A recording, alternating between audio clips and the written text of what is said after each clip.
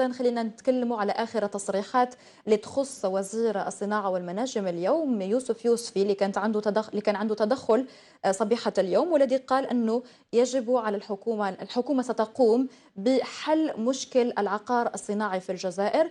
يعني حسب رأيك أستاذ كيف سيكون حل هذا المشكل ونحن نعرف أنه مرت على الجزائر وزارات متتالية ولم تستطع فعل ذلك؟ Le Premier ministre, dans son intervention lors de l'ouverture de l'université d'été du FCE, a promis que l'État va réaliser d'ici une année 50 zones industrielles décentralisées qui seront gérées directement par les wilayats et avec possibilité de donner leur gestion aux membres, aux entreprises affiliées au FCE. Donc cela, c'est une très bonne chose. Ça va permettre de décentraliser la gestion de ces zones industrielles et même l'acte de gestion en lui-même, d'après les informations recueillies, sera décentralisé au niveau des wilayas. Cela signifie que à l'avenir, les entreprises n'auront plus à venir à Alger pour inscrire leur projet et obtenir des autorisations. لكن أستاذ هل من السهل يعني القيام بذلك؟ يعني بحل هذه المشاكل، يعني مع العلم أنه يعني مرت العديد من الوزارات لم تجد الحل. يعني كل مرة هناك يعني تصريحات وقوانين نظرية لكنها لم تجد يعني سبيل لتطبيق على أرض الواقع. Moi, je pense que, Parlons sur l'application.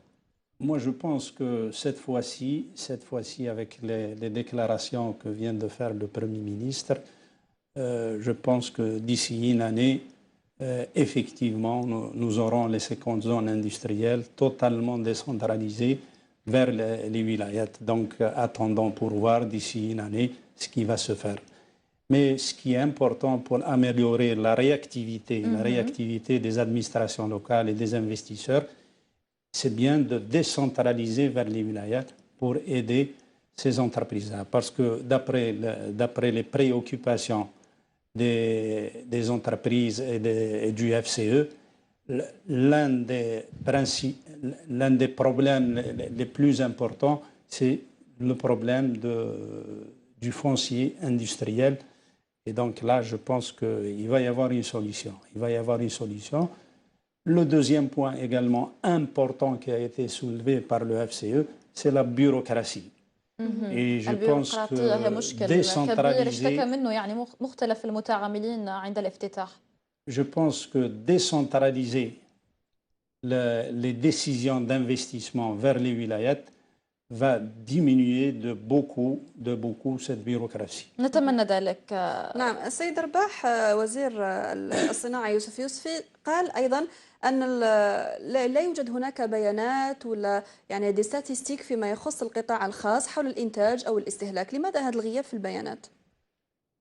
Moi, je pense que là aussi, le FCE aura contribué à mettre en place un système d'information qui pourra aider le gouvernement parce que jusqu'à maintenant, les statistiques sur les opérateurs économiques, que ce soit au niveau des wilayats ou bien au niveau des ministères,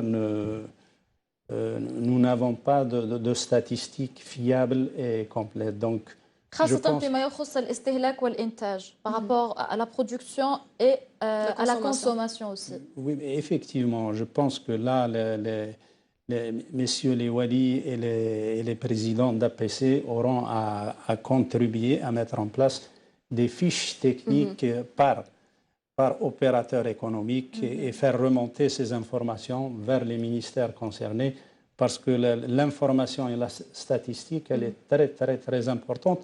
D'autant plus que, si j'ai bien compris, lors du discours de Monsieur le Premier ministre, il a ouvert son intervention par un slogan important. Il a dit aux entreprises présentes à l'université d'été du FCI, aidez le gouvernement, il vous aidera. Donc comment aider le gouvernement justement à travers à travers une étude de marché, qui va déterminer l'offre nationale et la demande nationale, wilaya par wilaya, pour inciter les investisseurs à se diriger directement vers la wilaya concernée. Si je vois qu'il y a un manque dans telle wilaya de concentré de tomates, il n'y a pas d'usine de concentré de tomates dans telle wilaya, eh bien, ça va orienter l'investisseur pour aller investir dans cette wilaya. Jusqu'à maintenant, cette étude de marché détaillée n'existe pas. Si on veut bien faire, on n'a qu'à prendre l'exemple de grandes nations. Je citerai l'exemple des États-Unis qui, il y a 50 années de ça, ont mis en place la carte économique de leur pays. C'est-à-dire, et ils ont déterminé 87 zones d'investissement aux États-Unis. Si vous voulez, par exemple, vendre la 2 chevaux aux États-Unis, il faut aller vers tel État et tel quartier. Si vous voulez investir ou bien produire dans la Mercedes, il va vous dire allez-y dans tel endroit. Et je pense que c'est ça l'idée de Monsieur le Premier ministre, mettre en place une carte économique wilaya par wilaya pour aider les investisseurs potentiels, aussi bien nationaux qu'étrangers, à ne pas perdre du temps à chercher des opportunités de marché. Ils vont se diriger directement يا vers... أستاذ، أنا سؤال اللي يطرح نفسه اليوم، بما أنه إحنا تكلمنا على حجم الاستهلاك والإنتاج في القطاع الخاص، كيف للحكومة اليوم يعني أنها تفرض ضريبة على الثروة، على المتعاملين الاقتصاديين وعلى يعني كل رجال المال والأعمال اللي عندهم ثروات وهي ما عندهاش بطاقة يعني تقنية عن كل وحدة إنتاجية تخص المشاريع وغير ذلك؟ C'est l'un des objectifs de ce système d'information qu'il faudra mettre en place.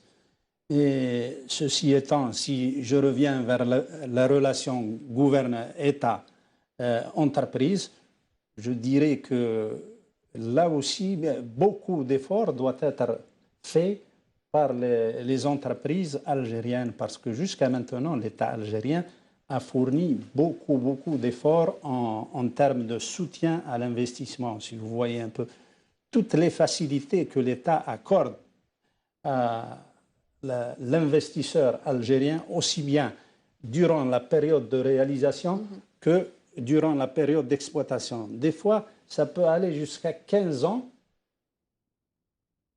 Pendant 15 ans, il ne va pas payer de certains taxes et impôts. Et cela permet à l'entrepreneur et l'investisseur algérien d'améliorer sa rentabilité, parce que ça va directement diminuer les coûts de l'investisseur et son entreprise, et ça va améliorer sa compétitivité. L'État algérien, jusqu'à maintenant, a mis le paquet pour aider ses investisseurs. À mon avis, il faudrait que ces investisseurs renvoient l'ascenseur vers l'État algérien. Comment pourront-ils renvoyer cet ascenseur? C'est en améliorant leur gestion, en devenant compétitifs, en devenant performants, en optant pour la qualité, pour les normes, en faisant en sorte que leur production puisse être exportée. Parce que ce qui est attendu de ces entreprises, c'est d'ici peut-être 10-20 ans, remplacer le pétrole. S'ils étaient performants... Oui, c'est possible à condition de sortir du carcan de la gestion familiale des entreprises. Il faut aller vers la modernité des entreprises. Quand je dis modernité, il faut que, les entreprises soient certifiées ISO, qu'elles soient aux normes internationales, qu'elles soient performantes, compétitives, et donc produire aussi bien pour le marché national que pour le marché extérieur. S'ils veulent pénétrer le marché espagnol, il faudrait que le produit algérien soit de même qualité que le produit espagnol, si ce n'est meilleur, et à un prix moindre que celui de l'espagnol. C'est comme ça qu'on devient compétitif et qu'on peut pénétrer les marchés extérieurs. D'ailleurs, Monsieur le Premier ministre l'a évoqué dans son discours, dans son intervention d'ouverture. أستاذ، أنت تتكلم على يعني الأسواق، خلينا نتكلم على الأسواق في التجارة. وزير التجارة يوم أمس تطرق لموضوع مهم ويتعلق بإعادة فتح مناطق النشاط الحر. أي إضافة ستقدمها للاقتصاد إذا طلبها رجال الوطني؟ الأعمال. بالضبط. Moi, je pense que les zones France peuvent attirer beaucoup d'investisseurs directs étrangers. De par le monde, ces zones franches-là apportent beaucoup à l'économie d'un pays. Donc c'est pour ça qu'il faut les encourager, mais هو تشجيع من الحكومة، بما أنها قالت من يطلب يعني مناطق النشاط الحر ستفتحها أمامهم. يعني هي ممكن تشجيع من طرف الحكومة حتى يتوجه المتعاملين الاقتصاديين إلى هذه المناطق. Bien sûr, les investisseurs, aussi bien nationaux qu'étrangers, si l'Algérie mettra en place des mesures incitatives qui vont accompagner ces zones franches, il va y avoir un très grand afflux d'investisseurs étrangers. Et tous les pays qui sont passés par ces zones franches, ils ont amélioré leur rentabilité économique, et ça s'est répercuté directement par une croissance du PIB du pays concerné. وكملخص كذلك لما قاله وزير التجارة يوم أمس، تطرق إلى موضوع مهم والذي أثار ضجة كبيرة يعني أوساط الجبهة الاجتماعية، ويتعلق برخص الاستيراد والتصدير. رخص الاستيراد خاصة يعني تم يعني حسم الموضوع يوم أمس. قال فيه أنه تثبيت لبعض المواد، في حذف لبعض المواد، وفي يعني استبدال لعدد آخر بضرائب جبائية.